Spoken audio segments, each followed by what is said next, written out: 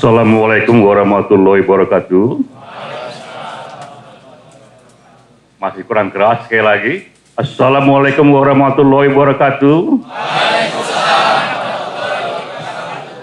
Salam sejahtera, panitia dan teman-teman relawan dari aneka kota madya dan kabupaten. Terima kasih banyak atas silaturahminya. Saya ingin mulai dengan cerita Abraham Lincoln. Ia dianggap salah satu presiden terbesar dalam sejarah. Karena memang ia sendiri membuat sejarah. Salah satu karya dia adalah menghapuskan perbudakan kulit hitam.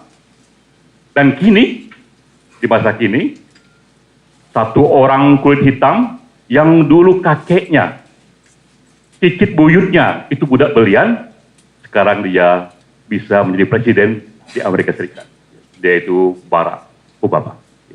Ini karya dari Abraham Lincoln. Suatu hari, Lincoln juga mengumpulkan para relawan seperti kita sekarang ini. Di antaranya juga ada banyak politisi yang akan ikut dalam pemilu. Nah, ini pesan dari Lincoln. Kata Lincoln, rekan-rekan sekalian, sebelum rekan-rekan ingin ikut pemilu, pertimbangkanlah banyak hal. Pikirkanlah banyak hal. Renungkanlah banyak hal. Apakah rekan-rekan memang siap untuk menjadi pemimpin? Siap untuk ikut pemilu? Karena sekali ikut pemilu, ia memang secara psikologis harus mencintai public interest melampaui cinta dia pada yang lain. Harus cinta pada kepentingan publik, harus berani mengambil risiko, memajukan kepentingan publik lebih dari hal lain. Jika tidak, kata Lincoln, sebaliknya teman-teman mundur dari pemilu seawal mungkin karena masih ada lahan pengabdian yang lain. Tapi kata Lincoln, sekali teman-teman sudah ikut pemilu, sudah terdaftar di sana, maka pikirkan hanya satu hal saja. Renungkan hanya satu hal saja. Pertimbangkan hanya satu hal saja, yaitu bagaimana menang dalam pemilu.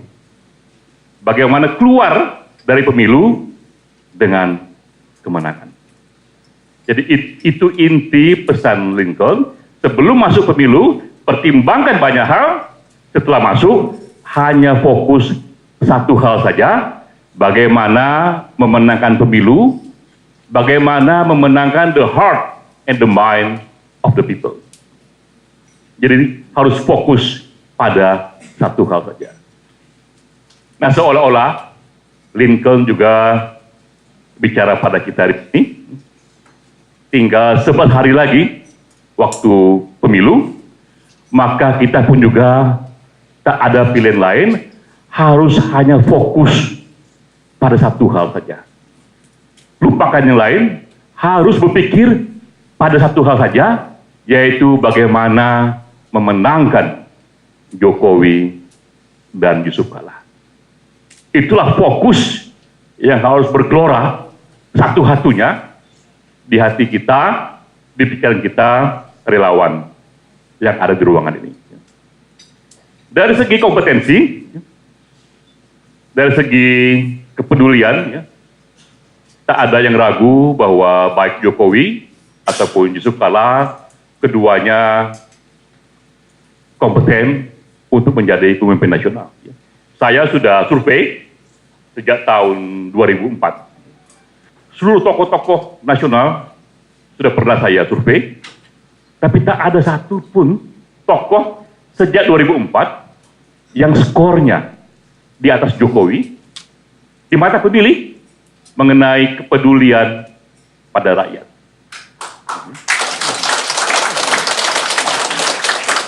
sejak 2004 ya, tak ada satupun tokoh di mata Jokowi, di mata rakyat ya, yang diyakini punya keikhlasan di atas Jokowi ya, sejak 2004 ya. Berarti memang rekod Jokowi yang panjang selaku wali kota Solo, selaku gubernur Jakarta, sudah terang benderang dinilai publik sendiri bahwa tokoh ini memang kepeduliannya pada rakyat dan kemampuannya untuk memecahkan banyak masalah diyakini. Ini potret dari survei, terekam dari survei, dan sekali lagi, sejak 2004 lebih dari 200 survei pernah saya buat, tak ada satupun tokoh yang skornya di atas Jokowi. Tokoh ini berarti sudah kompeten. Tinggal masalahnya, bagaimana kita memenangkannya. Tinggal itu masalahnya. Nah sekarang tersisa tinggal 11 hari. Saya katakan inilah 11 hari yang terpenting sepanjang pemilu presiden. 60 hari di belakang ini, yang panjang itu 60 hari yang panjang, itu kalah pentingnya dengan 11 hari yang tersisa. Mengapa? Saya sudah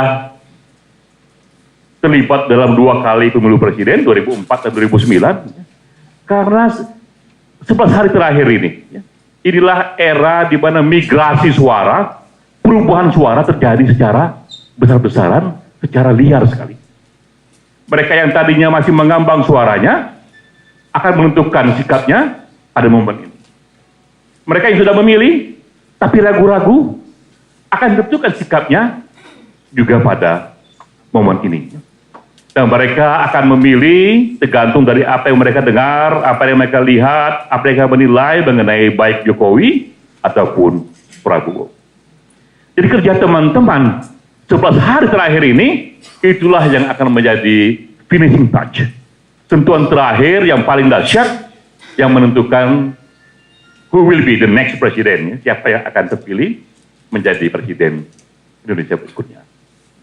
Sekarang bagaimana untuk menang? Bagaimana memenangkan Jokowi secara nasional, terutama lagi bagaimana memenangkan Jokowi di Jawa Tengah, di tempat di mana teman-teman relawan sekarang ini beroperasi. Saya selaku desainer, kalau saya membuat program, ada 33 provinsi seluruh Indonesia. Secara cepat saya katakan Jawa Tengah harus menjadi primadona. Kartu trufnya di Jawa Tengah untuk memenangkan itu. Mengapa? Karena Jokowi lahir di provinsi ini. Dia tumbuh di provinsi ini. Dia menjadi dewasa di provinsi ini. Sehingga di provinsi inilah, dibanding yang lain, di provinsi inilah dia potensial menang semutlak mungkin. Hal wajar di semua pemilu, bahwa di provinsi tempat kelahiran sang tokoh, dia harus menang semutlak. Nah jika dia menang semutlak-mutlaknya, sumbangan dia pada nasional akan besar. Ya.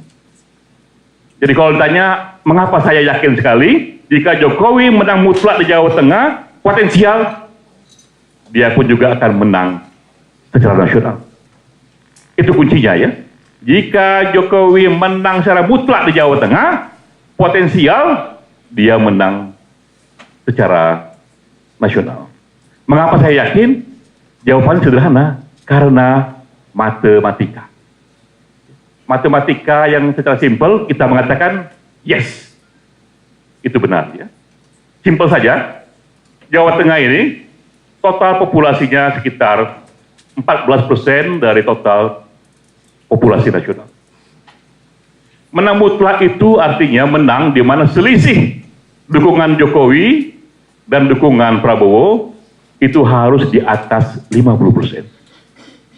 Baru dibilang dia menang mutlak. Jadi misalnya Jokowi didukung oleh 80%, Prabowo 20%, selisihnya 60%. Jokowi didukung oleh 75%, Prabowo 25%, selisihnya 50%. Jika itu terjadi, maka kemenangan di Jawa Tengah menjadi penentu kemenangan nasional. Apa mungkin Jokowi menang semutlak itu di Jawa Tengah? Dijawab sangat mungkin. Contohnya adalah Pilkada Solo 2010. Ya. Teman-teman yang sudah tahu itu, kalau tidak tahu silakan lihat di Google. Pada Pilkada 2010 di Solo, Jokowi didukung oleh lebih dari 90% suara. Lawannya kurang dari 10%, sehingga jaraknya di atas 80%. Di Jawa Tengah tak harus sebesar itu. Katakanlah dia menang 50% saja. Apa artinya? Secara matematik, artinya 50% kemenangan Jokowi di Jawa Tengah dikali 14% populasi Jawa Tengah, itu sama dengan kemenangan Jawa Tengah menyumbang 7% secara nasional. Hanya dengan menang mutlak di satu provinsi saja, secara mutlak 7% disumbangkan kepada kemenangan nasional. Kita punya 33 provinsi, katakanlah simulasinya seperti ini. Di 32 provinsi lain, dari Aceh sampai Papua, menang kalah, di jumlah-jumlah Prabowo masih menang 5%. Di 32 provinsi lain, totalnya. Di Jawa Tengah satu-satunya, Jokowi menang di atas 50%, yang berarti 7% secara nasional. Digabung jadi satu, kalah 5%, hanya satu saja di Jawa Tengah 7%, total masih menang 2%. Semudah itu. Itulah keajaiban di Jawa Tengah ini. Seandainya pun di 32 provinsi lain dia kalah 5%, menang mutlak di Jawa Tengah 50%, Jokowi masih menang 2%. Apalagi jika di 32 provinsi lain dia itu imbang. Apalagi jika di 32 provinsi lain dia menang 1, 2, 3% saja, kemenangan Jokowi di Jawa Tengah menjadi kemenangan nasional di atas 10%. Jadi memang Jawa Tengah ini menjadi kartu truf. Dan teman-teman di sini harus senang sekali karena berada di provinsi di mana secara nasional menjadi kartu truf. Nah sekarang, jika itu idenya, bagaimana teknis? Bagaimana kita mengoperasikannya? Untuk menang dalam sebuah pertempuran, kita perlu peta, kita juga perlu senjata.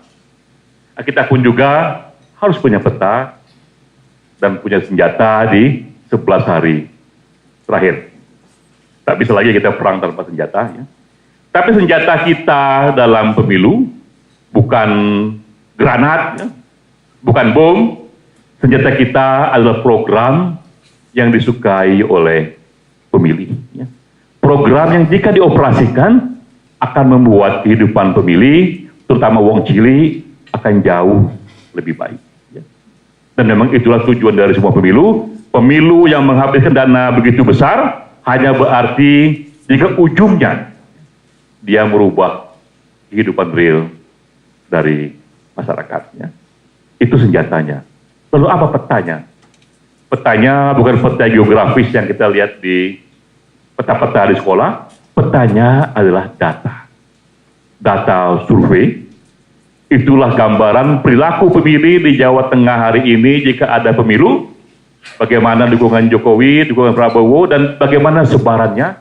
Kalah di segmen mana, menang di segmen mana, apa yang disukai. Itulah peta dalam pertarungan pemilu. Ya. Sehingga orang bilang, bertarung dalam pemilu, tangan kiri kita punya peta data, tangan kanan kita punya program. Ya.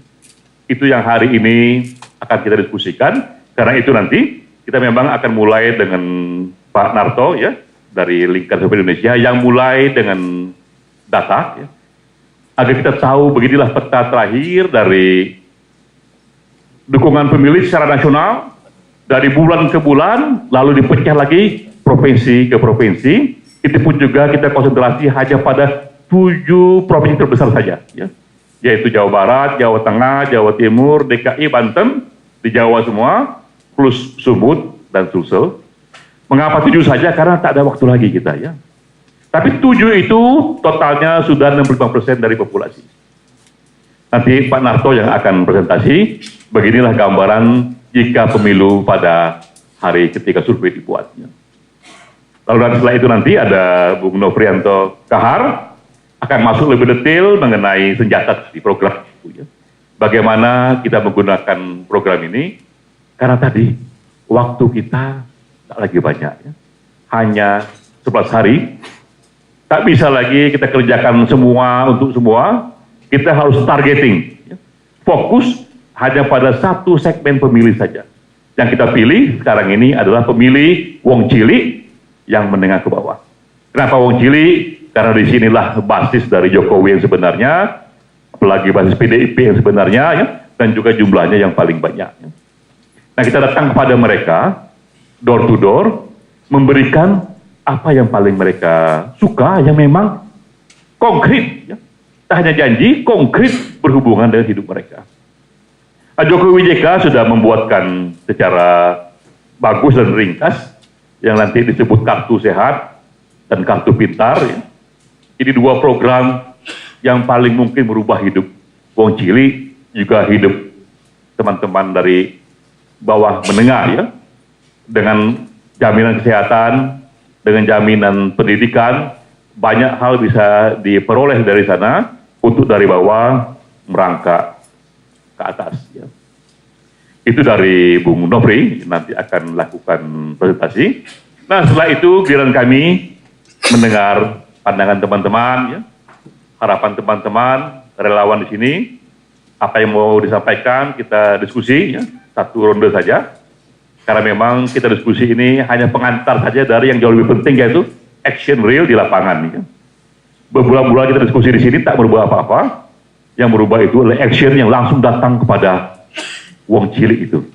Tapi diskusi penting dalam rangka kita pahami dulu petanya, dan kita sepakati dulu what should be done. Selesai itu akan langsung dibagikan konkret, ya, atribut flyer, ya, kartu sehat, kartu pintar, dan juga dana secukupnya kepada sekitar 28 sampai 30 kelompok relawan, ya. Ini adalah Mas Didi dan panitia yang nanti akan memilih dari kelompok relawan yang mana. Kami, DNIJA, LSI, dan Gerakan Ayo Majukan Indonesia hanya ikut saja dengan list yang sudah diberikan, ya. Jadi intinya teman-teman sekalian, bahwa kita sadari primadona dari pemilu ini adalah Jawa Tengah. Kartu truf dari pemilu ini adalah Jawa Tengah. Karena disinilah calon presiden kita dilahirkan, dibesarkan, dan tumbuh. Menang mutlak di provinsi ini, walaupun kalah di provinsi lain. Jika menangnya mutlak, itu potensial sudah membantu kemenangan Jokowi secara nasional. Wassalamualaikum warahmatullahi wabarakatuh.